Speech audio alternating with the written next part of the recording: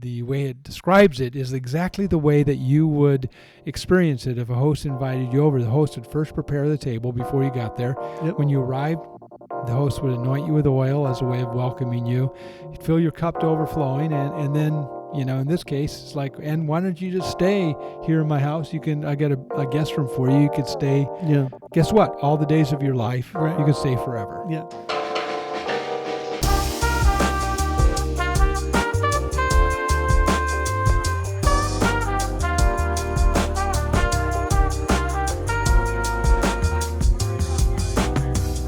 Have you ever noticed how something can become so familiar that you almost stop paying attention to it? Like it's always there in the background, but you don't really stop to take it in. I feel like that's kind of how Psalm 23 is for a lot of people. Many people know it. It's one of the most quoted, most memorized passages in the Bible. People absolutely love it, but very few have really slowed down to understand the depth of what it's saying. So today we're going to take a journey to do just that. This is season 2 of episode 33 of Unhurried. I'm your host, Doug Kyle. Ryan is alongside me in the studio. Yeah. Great to have you here, Ryan, as always. Thank you for having me. Yeah, it's really good. We love your contributions. Thank you. We do. We absolutely do.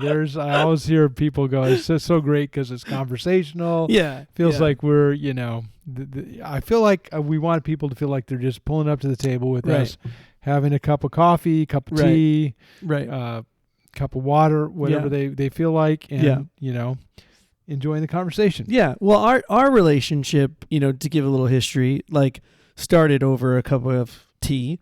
That's and true. We just sat down and talked, and that's true. I mean, I don't even know how long it was. I mean, when we first met, but so that's funny because you lived in Orange County. I was here in San Diego. We're looking for a worship pastor, and we met at a tea shop in San Clemente. I'm trying to remember the name right now, but in San Clemente, and it specialized in tea, not just coffee, but just uniquely tea. Right.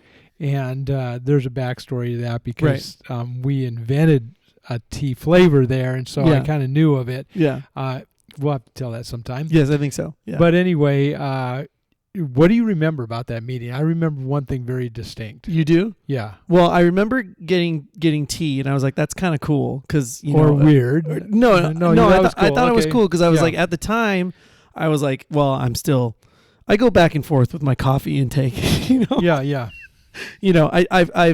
I've tried to curb it over the years, and it just keeps on coming back. But anyway, I thought that was kind of cool. I was like, meeting for tea, that's really interesting because everybody always wants to meet over coffee. Yeah. It's like, oh, let's meet for coffee, or let's get, something in the afternoon. We'll get cold brew or something like that, And so I was like, that was kind of cool. Like you want to meet for tea. Right. Yeah. So I just remember it was so easy to talk, right, just like it is now. Yeah. We were just having this conversation, and I remember you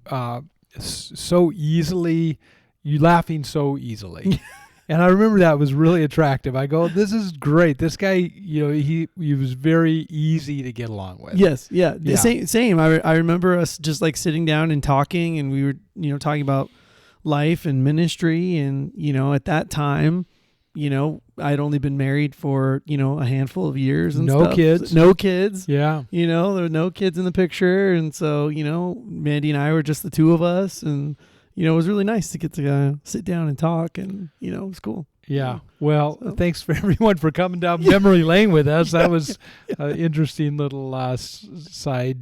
Yeah. I do remember that the person that did put us together, he did say, he's like, you're going to really like this guy. He's like, it's a really good church, that you're going to be a part of or have the opportunity to. And also he's like, Doug is like a really cool guy, really, really cool. So I was like, all right. Monty. His name was Monty. He set us up. That was, he set us up for success. That was awesome. Yeah. Yeah. It was awesome. Well, today I want to look together a little bit at Psalm 23. If you've been to any of the past three messages at our church in the series Led by Love, Followed by Mercy, then this podcast is for you. We've condensed what we've talked about all three of them now. And this is just the only podcast that we're going to address it. So Right. if you want to go deeper into this beloved Psalm 23, go beneath the surface, then this is it. Here you go. That's what we're going to get into today. But by the way, at the last week's podcast, we introduced the phrase that people needed to say in order to get the two-sided puck bottle opener. Right. Did anybody say it to you this Sunday? Multiple people.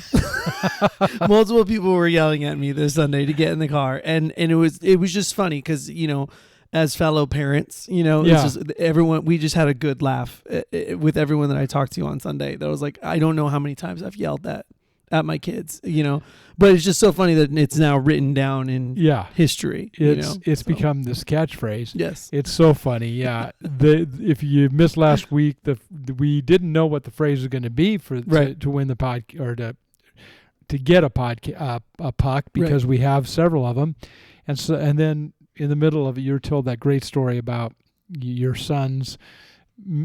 What is Dad famous for saying? He had to answer the question at school, and it was, "Get in the car, we're late." Yep. So we got immediately when you said that, I thought that's going to be the phrase. Yeah. I was so surprised. The first person who said to me, I just kind of barely been in the building Sunday morning for just a few minutes, and then randomly someone comes up to me, "Get in the car, we're late," and I'm going, "What?" You're like, what? And then it dawned on me, and I'm going, I was just laughing, and then more and more people were coming up. Hey, get in the car, we're late. There you go. There you go. It's such a funny expression. Yeah. So the other one that people were also saying to me was the two sides of Doug. Really, I didn't hear any of that. No, funny. That made me laugh. I was like, yeah, that was a good one too. Yeah, get in the car, we're late. Two sides to every Doug. Well, anyway, that was great. So if we still have some left of those coveted two-sided bottle top openers puck combination. It's also a beautiful serves as a coaster for your cup. It also is a magnet. It's got so many purposes. Yeah. If you want one of those, just come up to us on a Sunday morning, Ryan or myself, and say, "Get in the car, we're late." Right. And that'll be your cue. There you go. To get it.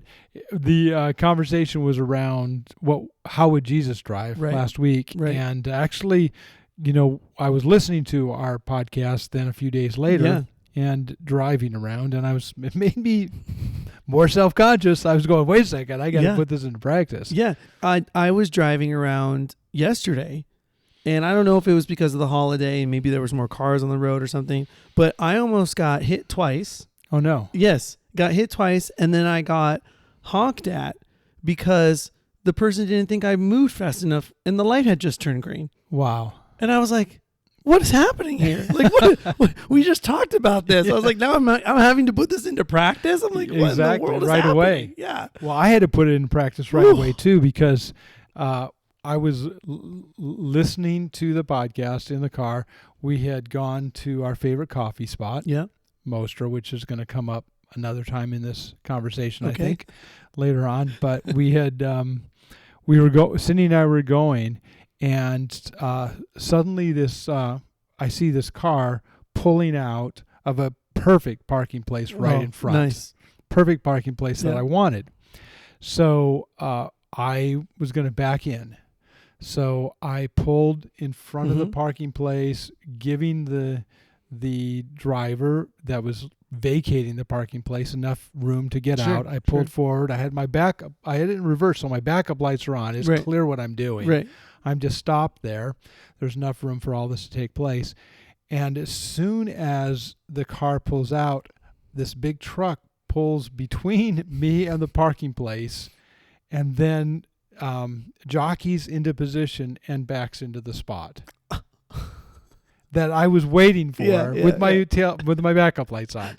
And I'm thinking, and I'm just going, really? Yeah. It wasn't obvious that I was pulling in there. Right. And I left it in reverse longer than I needed to. Right. Just to kind of send the signal, and stayed there. Like, do you see me right here with my verse? You saw me, right? You saw me, yeah. And then I had this little gut check. Like, wait a second, Doug. didn't we just talk about this? Grace towards other drivers. You don't know the whole story. Right. That was one of our comments, right? Right. We don't know the story. We don't know what's going on with them. No, we don't. So No. I kind of, caught myself. Sure. Put it in drive, pulled into another very adequate parking place. Wasn't, I, for heaven's sakes, I could walk a few steps to get my coffee, right? Yeah. And then I walked by the guy, and he's like so apologetic. He goes, "Sorry, man, I'm so sorry." He was a construction guy. Yeah. He had equipment and supplies in the back of his truck, and he was pulling into the spot right in front of a shop that he was doing work at. Yeah. And he goes, "I just asked the guy that was parked there if he wouldn't mind moving so that I could pull in and unload my equipment." And I'm like, "Of course, no big deal." Yeah. And I thought, "See, Doug, you don't know the story. Right. You don't know what's going on with other people." Yeah. So it was like such a good lesson for me right away. Yeah, that's awesome. The cars that almost hit me yesterday, I don't know if they would have had that great of a story, because one person had his blinker on and then took his blinker off, but then still decided to merge lanes. And I go, "What's happening here?" Yeah. What's happening? Well, you don't know the story. I don't know the story. Don't know the story. Maybe his blinker at that moment broke. Maybe it broke. The light broke. The light burned out in that moment. In that exact moment. Yes. Right there. Yeah. And if you had watched closely, he was flagging with his hand because he wanted to make sure he got your attention. He might have been flagging, but I don't know what he was. I don't know if he was waving. I'm kidding. Grace, right? Grace. There we go. Grace. There we go. Anyway, driving is ended up being a really good podcast because it's where we all live. Oh my gosh, right? So much. Well, especially in Southern California. You know what I mean? Like, you have to drive everywhere. You know what I mean? Like, there's just nothing that's like, a stone's throw away. Nothing's walkable. Nothing's walkable. Everything has to be drivable. Mm-hmm. Yeah. Well, anyway, love to hear the comments. We got some comments about driving on Sunday as well as in the email. So that was glad it connected with a number of our listeners as well as you and me. We had to live it afterwards. Today, I want to give you 4 deeper insights into Psalm 23, and I think the 4 of them are going to go from simple to the most profound, in my opinion. Sure. You will have to let you guys and the listeners be a judge of that, whether it is so. But to me, it's from the simple insights into what I consider the most profound. Each one getting more, hopefully a little more complex and a little bit more thought-provoking. So here we go. The first one is that it just right out of the gate, the psalm begins, "The Lord is my shepherd, I shall not want," or I shall not want, I think, is the way that we understand it, or maybe we've heard it when we were kids. Another translation is "I lack nothing." But "I shall not want," I think, is one of those phrases that has often been misunderstood, especially when kids learn it. "The Lord is my shepherd, I shall not want." It sounds like he's a shepherd I don't want. Right. Yes. Like, he's my shepherd, but I really don't want it. It's sort of like your parent just put a meal in front of you with vegetables on, this is my dinner that I don't want. Right. It's kind of like that, kind of comes across that way out. Right. And so the idea of "I shall not want" is kind of an old-fashioned way of talking about being in want. Right. I shall not be in want. I shall not be in need. I'm not going to lack a thing because the Lord's in my life. I don't have to be like needing anything else in my life. Yeah. Did that ever confuse you? Or, I mean, that kind of, it kind of makes sense. Let's see it that way, yeah, right? Yeah. Mandy and I will joke about like putting like double, I can't remember what they're called. You would know. Or like when you, like in that phrase, you would say like, "I shall not want." Oh, yeah. Right? Like double negative. Double negative. Yeah. Like a double negative. We jokingly do that all the time. Just say that we want to do something, we'll say a double negative because then it equals a positive. Yeah. Yeah. And you're trying to do that. And we're trying to do that. Yeah. And we jokingly do it, but that's what it always reminded me when anytime we had to, the last 3 weeks, that's what I was thinking of, All right. Can we take a little bit of a rabbit trail right here? Yeah, let's do it. All right. So a little bit of a pet peeve. Okay. All right. Double negatives make a positive. You know this. Right. But that song that we sang on Sunday has a double negative in it, and it bothers me every time I hear it. Which one? So the song, the Psalm 23 song. Okay. There's a line in there. The lyric says, "I won't fear no evil." Now, let's do another rabbit trail. Okay. Wait, but you know what I'm talking about, right? I think I do know what you're talking about. Okay, what's the other rabbit trail? The other rabbit trail is I am not great with lyrics. Wait, and you didn't write these. No, though. I did not write these, but I'm not great memorizing lyrics. Okay. So I sing things wrong all the time. No, it's but I think this is the way it was on the screen. Okay. Well, sometimes the people, sometimes our media people, awesome. They're great. But sometimes they'll go, oh, that's the way it's supposed to be. The lyrics must not be right. Ryan must be right. Oh. Ryan is never right. I see. Okay. So they change it based on what you sometimes said. they change it. All right, so find the line. Is this a Phil Wickham song? Yes, it is. Of course. So which one are you saying? So is I won't fear no evil. Do you see that in there? It's we've sung it several times in this series. I don't see. Wait, I do. Here it is. Yeah, it's in the second verse. Though I walk through the valley, the shadow of death, I don't have to fear no evil. Okay, I don't have to fear no evil. So that's a double negative. Yes, it is. Don't have to fear no evil. That literally means I do have to fear evil because they wipe each other out. Right. So it should say I don't have to fear any evil, or I'm able to fear no evil. Right. But there's a double negative. Okay, here's the thing. Phil Wickham is the sole songwriter on this song. Yeah. And I will not allow you to talk about him like this.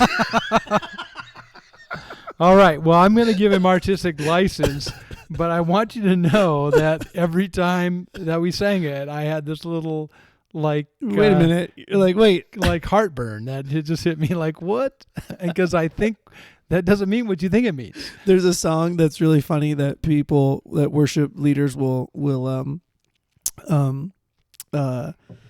like post, and it's the song lyrics, and I can't remember what song it is at the moment, but it says something like, I want to burn for you, but the way that there's a comma, right?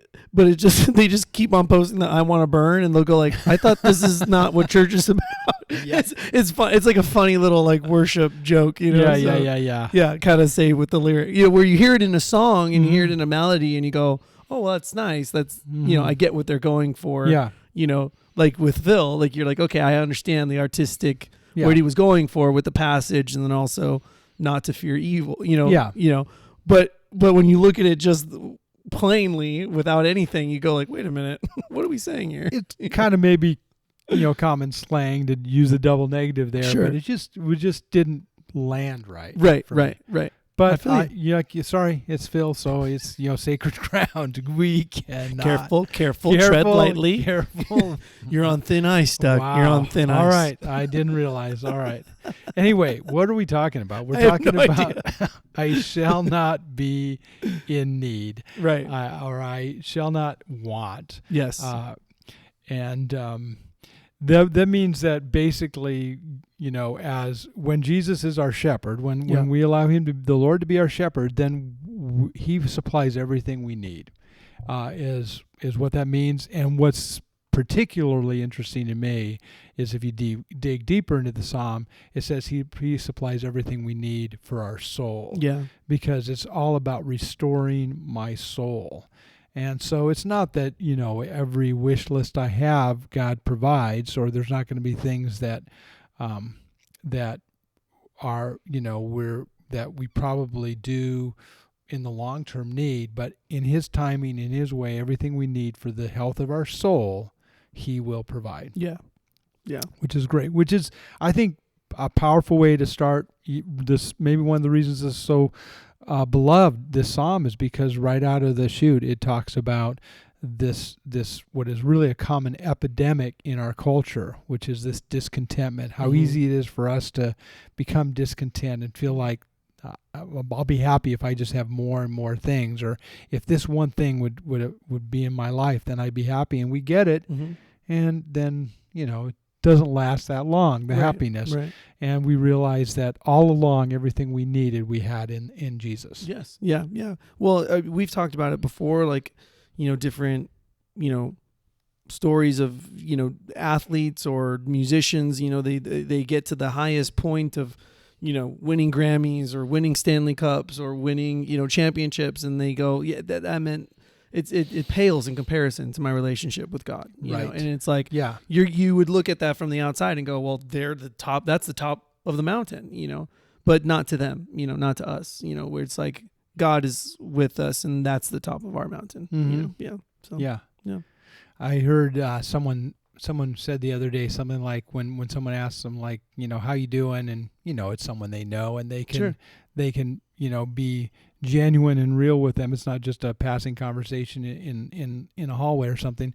It's like, how's it going? Well, other than the fact that I'm saved by grace, I'm going to heaven, my name is written in the book of life, and all the promises of the Bible are mine. I'm doing just fine. It's like when we put in perspective, the Lord is my shepherd. Right. What more could we want? Yeah. Yeah. That is such a great thing for us to have. There's a song that I love, and it says, I have everything I need and nothing that I don't. I just like, I love that it just says, like, he's talking in the song, it's a country song. So he's talking about his hometown, and he's talking about his band and his family and stuff. And, but I just love that phrase, it's like, I've got everything I need, nothing I don't. Yeah. So, but in reality, for most of us, we have a lot of stuff we don't need. Yes. A lot of stuff we don't need. I was talking to someone over the weekend who was saying, I own a bunch of stuff, and you realize, it doesn't take long, and I don't own it; it owns me. Right? Yes. The more stuff you have, the more stuff owns you. For sure. I think a lot of us have stuff we don't need. Yeah. But everything we want is for sure true in Jesus. Yes.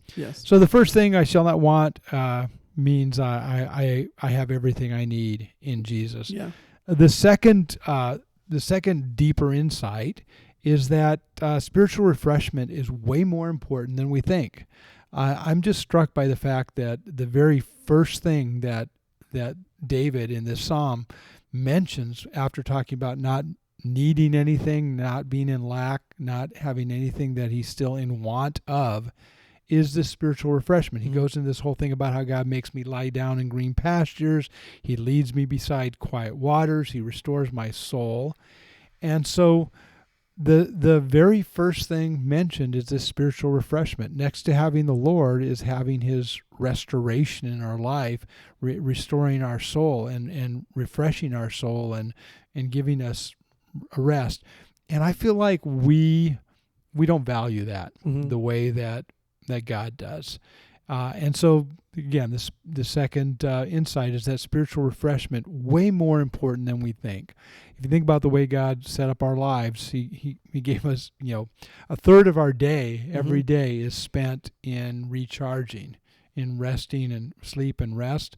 And then other parts of those, the other 2/3 also are meant to be times to recharge. And so you just don't go nonstop for 16 hours. I mean, we do sometimes, but we shouldn't. Right. And so God's built our lives with this day and night, this activity and this rest. Even the Sabbath built into the week is meant to remind us of taking a break from our labors. And it's way more important than we think. And I think a lot of us even take a little bit of pride in the fact that we don't rest. A lot of times I hear people talk about it like, oh, I'm so busy. And they say it like they're wearing a badge. Right. They're saying it like this, I just got a trophy. I'm just so busy. Man, I'm just tired. I'm so busy, just been going. But, good problem to have, I got lots of work, and we're going so fast, and we act like, we're complaining, but we're not really complaining. We're sort of bragging. Yes. The way we do it. Yes. We're sort of saying, this is, look at how hard I'm working. Right. Yeah.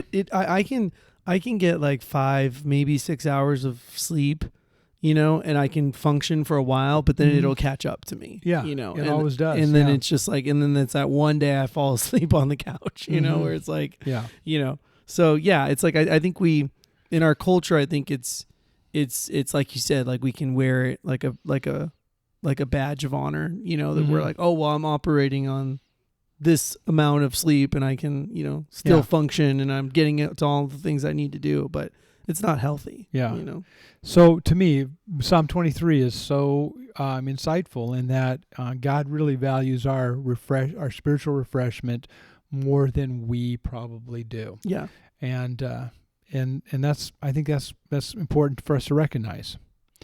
The third thing is don't sleep on the second analogy in this psalm. People want to make this only about the shepherd, and I get it. I get why they do, because that imagery is so powerful at the beginning. The Lord is my shepherd, I shall not want. And then he goes into the green pastures, the waters, this kind of even his rod and his staff, they comfort me. So this strong analogy of God as shepherd at the beginning, but then he changes it, and he changes the analogy to him as host. And I think we don't give that nearly as much. We don't look at that or give as much attention as we give the first one, and that's too bad, because that second analogy is powerful, is really potent. It talks about how he hosts us at his table. He welcomes us, anointing us with oil, which is what you would do with an honored guest. He fills your cup to overflowing. And then he provides a house that we live in for forever, for the rest of our lives. And I've even heard people over the years trying to force this into the shepherd analogy.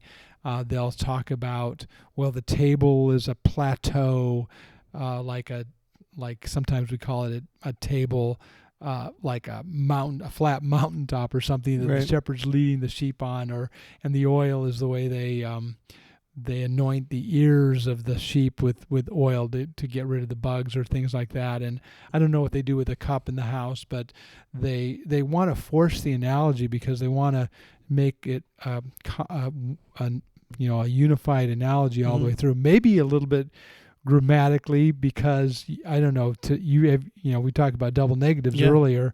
Also, have you heard the expression, don't mix your metaphors?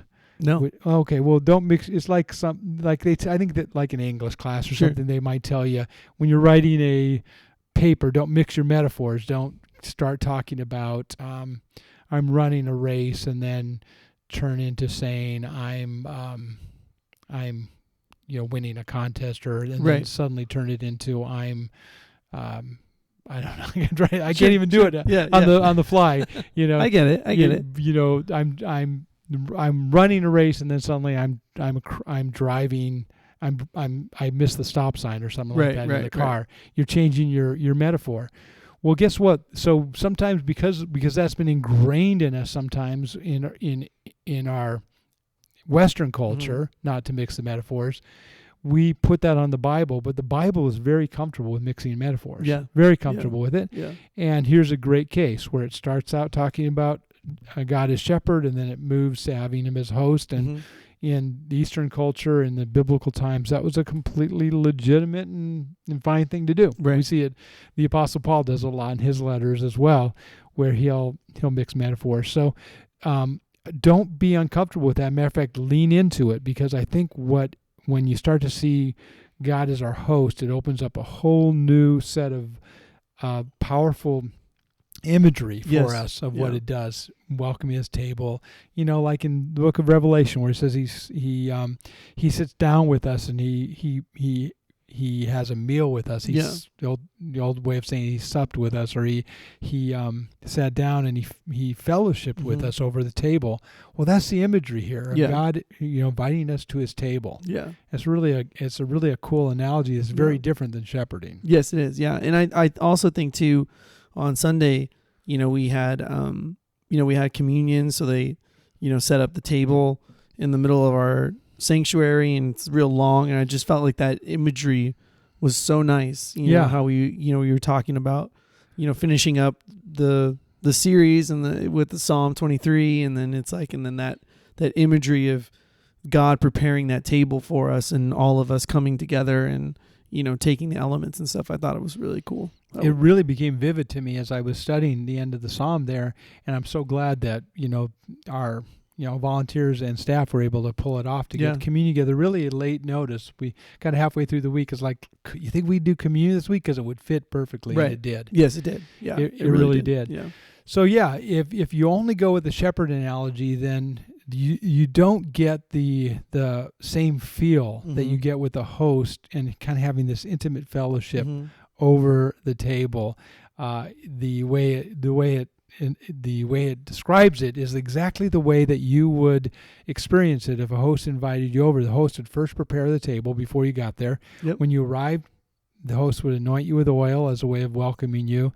He'd fill your cup to overflowing, and then, in this case, it's like, and why don't you just stay here in my house? I got a guest room for you. You can stay. Yeah. Guess what? All the days of your life, right. You can stay forever. Yeah. Yeah. Forever. That's the analogy here. It's a great, a great picture. Yeah. And I love this idea of the overflowing cup. Mm-hmm. He says my cup overflows right now. So I told you there'd be another Moster analogy. Cool. Let's go for it. Right now, there's a new employee that started working at the coffee shop we go to, and she made me a cortado the other day, which is my drink. Yes, it is. She made the cortado, and she overflowed it. When she was making it, she poured too much milk in, and it spilled over the edges. Yeah. But it was delicious. Nice. It was so good that I had to compliment her and go, "This is you pulled that shot perfectly. Yeah. You did the milk, the foam, everything was just spot on, perfect." Yeah. So then a couple days later, maybe a week later, I see her again, and she said, and I go cortado. I want a cortado. She goes, "Oh, I hope I can make it like I did that last time." And because I go, "Oh yeah, that's right. It was so good." Yeah. So she made it. It overflowed again. She poured it, but it was also delicious. Yeah. So I'm going, this, I go, maybe that's the secret. Sure. Maybe the secret is that you're overflowing it. Maybe that's what's making it so good. Something about putting a little bit more in there than it needs is what's making the difference. Yeah. Well, because the cortado is a smaller cup too. It's a smaller cup. Right. So the portions are it's smaller than a cappuccino. Right. Yeah. Right. So it's I don't know how many ounces it is, but it's small. I think it's like 6 or something. Yeah, I don't know either. 5 or 6 ounces. So you're definitely smaller than a cappuccino, or certainly much smaller than a latte. Right. So then today I go in. Okay. She's there again. Hey. I bring my own glass. I always do. For the cortado. It's a cortado glass. So nice. I hand it to her. She goes, "Wow, well, I'll see if I can do it again." I go, "You have to spill it over. You have to. Because that's part of the secret now." Right. So she did. Yeah. And in the back of my mind, I'm thinking, my cup overflows. Right. But I wasn't going to give her. But I get you. I wasn't going to give her a sermon on the spot. But I'm just thinking to myself, this is Psalm 23. My cup overflows. That's a good sermon series if you wanted to. Yeah, maybe I'll do that sometime. Sermon on the spot. Yeah. There you go. So I have this very tangible illustration in my life. Yes. Of my cup overflowing. Of the cortado. Yes. The cortado overflowing. Yes. Shout out to Wesley, who tries to order those at Mostra, and they look at him like he's crazy. Yeah. And that is my favorite. Yeah. What are you doing? And because it's technically not on the menu, right? The salted caramel cortado. Oh, okay. That's the one which is what I often get. But lately I've just been getting the straight cortado, which is on the menu. Right. Yeah. Yeah, it's the one that's not on the menu that they make for you. Yes, is a salted caramel cortado. Is the one that Wesley tries to get sometimes. Yeah, and they look at him like, who do you think you are? And it just makes me giggle, Yeah, well, Wes listens to the podcast, so I know he does. We'll see if he's still ordering that. Well, I'm sure if we hear this, we'll hear from him. Yeah. Yeah. So, but the imagery of the overflowing cup in biblical times back then, I'm told that if a host was really enjoying your company, first of all, if the cup went dry, it was a sign time to go. Time to go. Yeah. Party's run out. You've overstayed your welcome. Yeah. If they kept filling it up, keep staying. Right. If they filled it to overflowing, where it actually spilled on, it was like the extreme of saying, I'm really enjoying this conversation, enjoying the company. Don't go anywhere. Stay as long as you want. Right. And that's what this picture is of God overflowing our cup as a host, is like, I'm enjoying this company. Don't rush out. Yeah. Don't rush out of here. And what a beautiful picture that is of what God longs for with us. Yes. Is when he fills our lives to overflowing, it's meant to be more than just, guess what? I got a lot of more blessings in my life than I deserve. Right. It's more than that. Right. It's like God's way of saying, look to the one who poured the cup. Yeah. Look to the one who filled to overflowing your life. Yeah. Yeah. And the other thing too is that and I know when I say this, people are going to understand what I mean by this. But when we do have communion, it's the focus is on Jesus and his sacrifice, and typically when you have communion in a church setting, it's very much pointed to the cross, of course, and that's what it's meant for, right? It should be, right? And Jesus tells us, do this in remembrance of me, right? Yes. But I love the way that we did it on Sunday. I thought it was really awesome in how we brought it together. Not that the focus was not on Jesus, but it was more of the host, where it was like Jesus set the example for us, and then God is hosting this feast for us, or this table for us, through Jesus. You know what I mean? I just love that imagery of that we got to, talk about Psalms 23. We wrapped up the series. God prepares this table for us. Jesus prepared the way for us. It's just like, I just love that it all came together. It was really nice. How it did. And if you think about it, it works perfectly with communion, because at the very first communion, the Last Supper, Jesus was the host. Yes. Jesus, he planned the meal. Yeah. He pulled all the details together to be able to have the disciples there. He literally was the host there at that Last Supper. And when he said, do this in remembrance of me, he was anticipating what was to come the next day, the cross. Yes. So it's really it is a great analogy. And the third point is, don't sleep on that second analogy, because it's rich with meaning. Yes, very much so. The final and hopefully the most profound point of this, at least it is for me, is to see in Psalm 23 the connection to Jesus. See the connection to Jesus. We kind of pointed out in the series that Psalm 23 comes after Psalm 22. That would qualify as one of the most obvious things I've ever said. I didn't know where you were going with that. Guess what? Psalm 23 comes after Psalm 22, and everybody's going, wow. All right, wow. I'm glad I came today and learned something new. That is really, that you don't get that kind of insight everywhere. This man is a genius. This is amazing. But the reason I say that is because Psalm 22 is this prophetic psalm of Jesus' death on the cross, his crucifixion. It begins with, my God, why have you forsaken me? Mm-hmm. It goes into graphic details of them casting lots for his clothing. Mm-hmm. They hurling insults at him.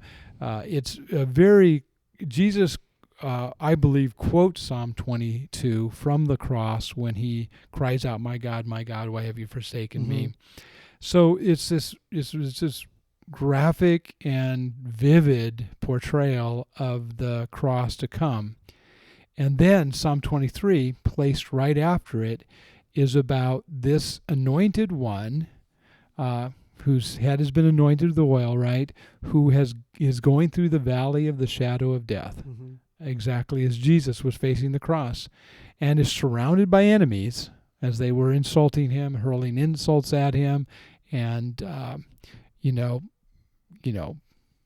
just brutalizing him in that experience, and then ends with this idea of dwelling in the house of the Lord forever. This hope for life on the other side of life. Yeah. This hope for eternal life. This hope for forever living. Right. And so that to me makes Psalm 23 really so much more meaningful. I was talking to someone again the last few days.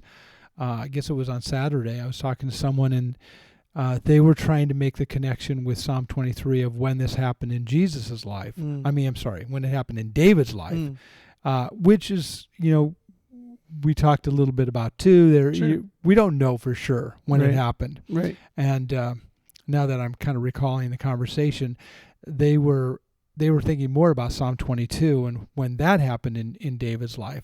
But what we don't know exactly when it happened in David's life, we can see it prophetic and predictive of when it happened in Jesus' life. Right. And what David was doing is he was recording his real experience, and in the power of the Spirit was anticipating what Jesus would do for him. We get to do it the other way around. Right. Knowing what Jesus did for us, we can now bring our own experience into Psalm 22 and Psalm 23. Right. And see a connection to Jesus in it as well. We go, when I'm feeling in a valley of shadow of death, when I feel surrounded by enemies, when I feel like I'm lacking, all those things, I can come and have a sympathetic Savior who understands what I'm going through. And so when you see the connection to Jesus, like I said, to communion as well as to Jesus, to me, that's when it really gets profound. Yes. Yeah. Well, and even in Psalm 22, I'm not sure on the exact verse, but it's the, where he's talking about, people mocked me, people despised me, like everyone, like you see that in Jesus's life, how the people turned, on him, and all of that. So it's like, he prophetically he was very real David was going through something, but then also like you said, led in the Spirit to prophetically speak through that, and then Jesus lived it. Yep, absolutely. Yeah, that's really good. That's really good. So that connection to Jesus becomes a great way to understand Psalm 23. Yeah. So maybe you're familiar with Psalm 23. Maybe you've heard it before. Maybe you've memorized it. Maybe you've been to a memorial service where it was quoted, or it was something that you saw on a painting or a plaque somewhere and you reflected on it. But I'm hoping that our conversation, Ryan, you and I today, as we've talked about this, helps people take it a little bit deeper. Yeah. Go a little bit. Remember that, God has provided everything we need for our soul. That spiritual refreshment is way more important than we think. That the second analogy of God as host is really powerful and worth reflecting on as much as we think about him as shepherd. And finally, that there's a strong connection to Jesus, that when we see that, to me, all the lights go on. Yes. It's like, wow, this is really profound. Yeah. Yeah. It's been one of my favorite, sermon series that we've had, at the church. And then I just love going verse by verse. It's Psalms 23. It's just a great verse, so. If you want to catch it, you can catch it online. It's called Led by Love, Followed by Mercy. And it's a 3-part series, so you can listen to it. And it was a short one, but I think was packed a lot in there. I think so too. Yeah. Yeah. All right, I have a listener question for us. Okay, cool. All right, so this one comes out of going back to driving, because this was a listener question that came out of last week's podcast about how would Jesus drive. Cool. And this listener says that John Mark Comer has 3 rules for being unhurried in the car. Okay. Apparently he's written a book on the ruthless elimination of hurry, which actually I thought was a phrase that John Ortberg used, but apparently this is this guy's title for his book, so maybe John Ortberg got it from him. Sure. But anyway, here are the 3 rules. And then so first the rules and then a follow-up question. Sure. Okay, these 3 rules. I'm not saying, by the way, that these 3 rules are Jesus's rules. They're just this author's rules. Right. But I got to tell you, because this is how the question came. Okay. He said there are the 3 rules to drive the speed limit, and the 3 rules that I guess this is how we get rid of hurry in our lives. Okay. One is to drive the speed limit. Second rule, according to this author, is come to a complete stop at a stop sign before turning right. Mm-hmm. And the third rule is to drive in the slow lane always. Yeah. Okay, so here's the question. Which one of those is the hardest to adopt? Ooh. If you had to adopt one of those, you would, and I mean, if you had to adopt all three, which one would be the hardest? Right. Always drive the speed limit. Always stop at a red light before you turn. Sure. Always drive in the slow lane. I would say driving the slow lane is tough. For sure. That's hard. 100%. Because I know you and I know when your kids were at Westmont, I know you were driving up there a lot. Yeah. And like I have family in Los Angeles, you have family in Los Angeles and Orange County. So it's like we're on the 5 a lot. Yeah. So driving in that slow lane, ooh, you just made a trip, 45 minutes longer, Unless I'm in the bus, in which case I have to drive in the slow lane. You are the slow lane. I am the slow lane, whichever lane I'm in. I'm always driving the slow lane because it suddenly becomes the slow lane. Because I am the slow lane. That's funny. I would say that's the hardest one. That's good. That's the hardest one. Yeah, I was driving the slow lane. I mean, stop at a red light before you turn. I think I do that. That's not hard to adopt. That's just common sense. Yeah. Come to a complete stop. I always do that, much to the dismay of the drivers behind me, because the first time I did my driving test, I got failed. I failed the first time, and it wasn't my fault. So because I stopped at the red light and the light had turned green, so I was like, I'm going to make a right turn, but somebody had run the red light. So he ran through the red light and I stopped on my brakes, right? Obviously to not hit him. Right. Right. And the driving instructor said it was an unsafe environment. So he failed me on the test. But you did everything right. But I did everything right. And he just said that that's just the rules. So I did the whole test. So he took me through the whole test anyway, because it was an unsafe environment, I guess. Mm-hmm. And then, so he's like, just come back tomorrow and we'll just redo the whole thing. You'll be fine. Wow. So I just went back the next day, so I technically failed the first time just a little a technicality. Yeah. And so now it's trained me though, that now when I do make right turns at intersections, I'm like, I'm just staying right here. I'm staying put because I've been burned. Yeah. I learned the hard way. Exactly. Yeah.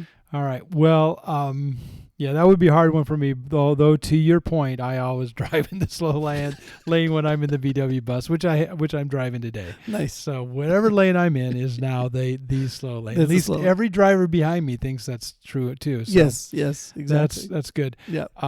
I've also heard this, like, one suggestion is if you want to.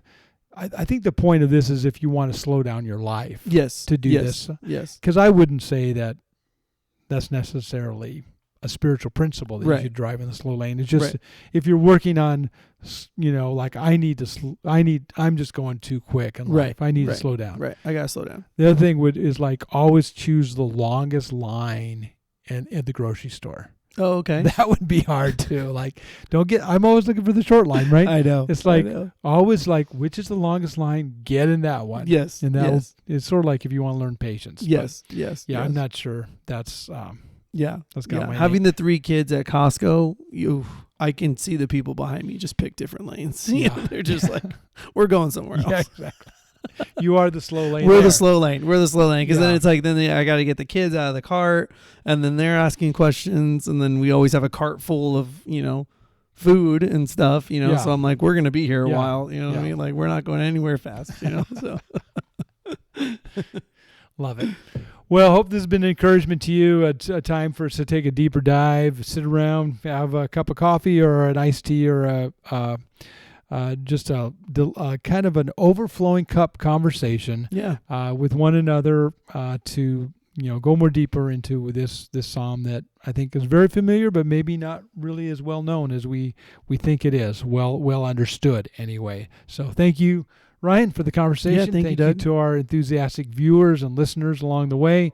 You can catch this both in podcast form, wherever you get your podcasts, as well as on YouTube if you want to follow along there. So whichever way you're consuming it, just know that there's other options for you out there too, so you can stay in touch with us along the way. Until next time, this has been Unhurried with me, your host, Doug Kyle, and I look forward to talking soon.